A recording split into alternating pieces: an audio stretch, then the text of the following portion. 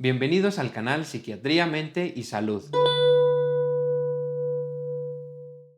El día de hoy vamos a hablar de un tema muy importante en la salud mental. Vamos a hablar acerca de la personalidad dependiente y de cuándo, al salirse de control, se convierte en un trastorno de personalidad dependiente, el cual suele causar mucho sufrimiento a los individuos que lo padecen. Y a su vez, si no se dan cuenta que lo tienen, va a ser muy difícil que puedan buscar ayuda y que puedan mejorar. En los servicios de salud mental muchas veces vemos víctimas y gran parte de las víctimas padecen trastorno de la personalidad dependiente. Es por eso la importancia de identificarlo a tiempo para detectar antes y detener muchos tipos de violencia. Esto nos ayudaría a mejorar como sociedad. Hay que recordar que la personalidad es la manera en cómo nos relacionamos con nuestro entorno y con nosotros mismos. La personalidad va a ser aquella manera en que solemos pensar, sentir, experimentar emociones, aprender, imaginar, crear, y a su vez la personalidad también va a marcar el cómo nos comportamos en las distintas esferas de la vida. La esfera laboral,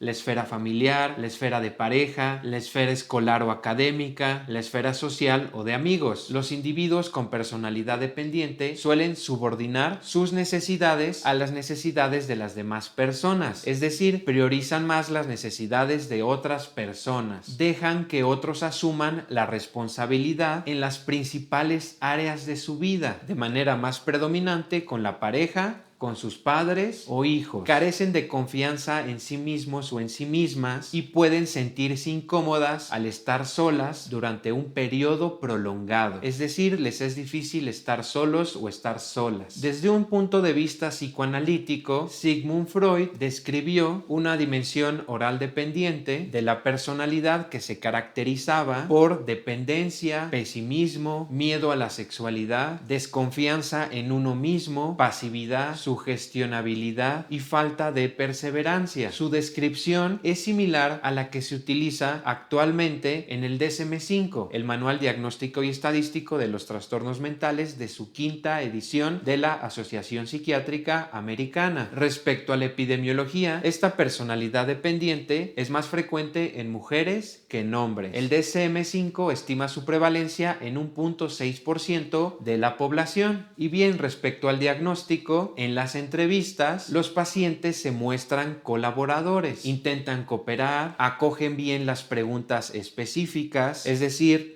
responden lo que se les pregunta y buscan que el terapeuta o la terapeuta les oriente. Les voy a mencionar los criterios diagnósticos del DSM-5, el Manual Diagnóstico y Estadístico de los Trastornos Mentales, su quinta edición de la Asociación Psiquiátrica Americana. Va a existir una necesidad dominante y excesiva de que los demás cuiden a la persona, lo que conlleva a un comportamiento sumiso y del apego exagerado y miedo a la separación, es decir, el desapego le resulta muy difícil y comienza en las primeras etapas de la edad adulta y está presente en diversos contextos, es decir, en la esfera familiar, en la esfera laboral, en la esfera de pareja, en la esfera de amigos, en la esfera social o académica, y se manifiesta por 5 o más de los siguientes 8 hechos. Número 1. Le cuesta tomar decisiones cotidianas sin consejo y la reafirmación excesiva de otras personas. Número 2. Necesita a los demás para asumir responsabilidades en la mayoría de los ámbitos importantes de su vida. Número 3. Tiene dificultad para expresar desacuerdo con los demás por miedo a perder su apoyo o aprobación. Y como nota, no se debe incluir en este número 3 miedos realistas de castigo. Número 4. Tiene dificultad en iniciar proyectos o hacer cosas por sí mismo o sí misma debido a la falta de confianza en su propio juicio o capacidad y no por falta de motivación o energía. Número 5. Va demasiado lejos para obtener la aceptación y apoyo de los demás hasta el punto de hacer voluntariamente cosas que le desagradan. Número 6. Se siente incómodo o indefenso cuando está solo por miedo exagerado a ser incapaz de cuidar de sí mismo mismo o sí misma. Número 7. Cuando termina una relación estrecha, busca con urgencia otra relación para que le cuiden y apoye. Número 8. Siente una preocupación no realista por miedo a que le abandonen y tenga que cuidar de sí mismo o sí misma. Respecto al cuadro clínico, es decir, lo que observamos en las consultas, es el que hay un patrón generalizado de conducta dependiente y sumisa. Suelen ser incapaces de tomar decisiones sin recabar un excesivo consejo y de reafirmación por parte de los demás. Suelen evitar los puestos de responsabilidad y responden con ansiedad cuando les piden que asuman un papel de liderazgo. Es decir, les pone muy ansiosos ser líderes. Suelen preferir, en contraparte, la sumisión, el hacer caso, el obedecer, el seguir al pie de la letra las instrucciones. Les resulta difícil perseverar en tareas que no son de un interés propio, pero pueden que les resulten más fáciles de hacer estas tareas cuando son del interés de alguien más. Es decir, en sus tareas prefieren agradar a alguien más que a ellos mismos o ellas mismas. Estas personas les cuesta mucho trabajo estar solos o estar solas. No les gusta, por lo que suelen buscar a alguien de quien depender y sus relaciones están distorsionadas por su necesidad de estar unidos a esta persona. En un tipo de trastorno mental llamado trastorno psicótico compartido, por lo general uno de los miembros de la pareja suele tener este tipo de personalidad. El pesimismo, la desconfianza en uno mismo o en una misma, la pasividad, el miedo a expresar sentimientos agresivos o sexuales tipifican la conducta del paciente con trastorno de la personalidad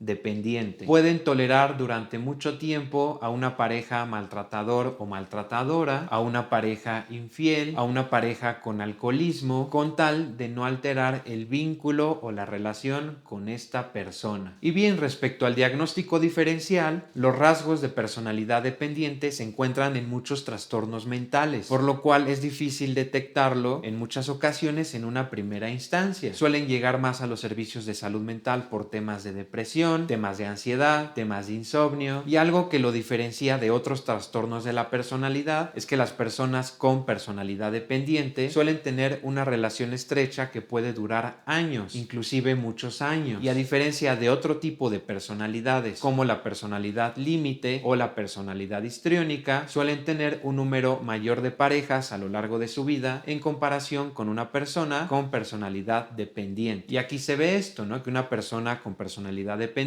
puede tolerar mucho más maltrato de pareja y seguir con esa persona, y por el contrario, en la personalidad límite o histriónica, este maltrato de pareja suele ser menos tolerado. También se va a relacionar en muchas situaciones a la personalidad evitativa. Sin embargo, también van a tener sus diferencias. En otros trastornos mentales también puede estar presente, como en la agorafobia, pero tienden a tener un mayor grado de ansiedad manifiesta o incluso de pánico. Y bien, respecto a la evolución y pronóstico, se conoce poco acerca de su evolución porque tiende a ser crónica, tiende a alterar el funcionamiento laboral de quienes lo padecen, ya que son incapaces de actuar independientemente o sin supervisión estricta. Sus relaciones sociales están limitadas a las personas de las que dependen y muchos sufren maltrato psíquico o físico porque no son asertivos o asertivas, y la persona de la que dependen suele aprovecharse de ellos o de ellas, y de esta manera se retroalimenta el círculo de la violencia. Cuando pierden una persona de la que dependen, existe el riesgo de que caigan en un episodio depresivo mayor, aunque su pronóstico es favorable si reciben tratamiento. Y bien, respecto al tratamiento, tenemos las dos modalidades, psicoterapia